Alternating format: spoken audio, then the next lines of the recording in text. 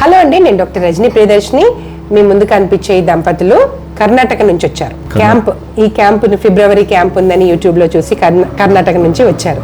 విందాం వాళ్ళ మాటలతో, వాళ్ళ ఎలా ఉందో విందాం. నమస్తే. మల్లికార్జున, మా భార్య పేరు అక్కమ్మ.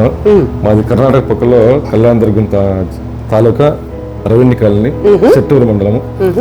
అయితే యూట్యూబ్ లో చూసి చాలా సార్లు మీ దగ్గర కలసాలని, బీద వాళ్ళకు కూడా ఎట్లాంటి సంతానం లేని 20-30 ఏళ్ళు 40 ఏళ్ళ వాళ్ళకు కూడా సంతానం అవుతుందని నమ్మి మాలాంటి వాళ్ళు మీ దగ్గరికి వచ్చి చాలాసార్లు ఏడ్చి వాళ్ళతో లేకపోయినా అప్పులు చేసుకొచ్చి మీతో వచ్చి మంచి ట్రీట్మెంట్ ఇస్తుంది మేడము.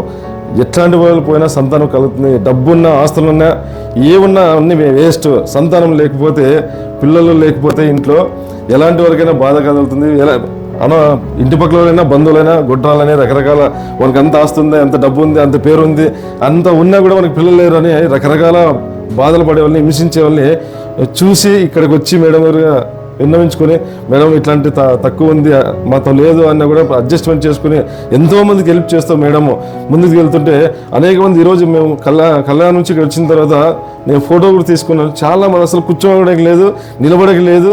చాలామంది ఇక్కడికి వచ్చి మేడం దగ్గర సంతానం కోసం వస్తున్నారు. చిన్నల నుంచి పెద్ద 40-50 ఏళ్ళ వరకు వస్తున్నారు.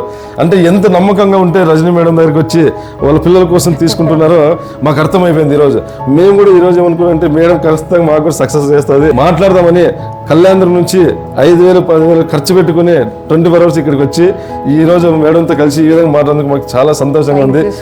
చాలా మేడం గారికి చాలా ధన్యవాదాలు.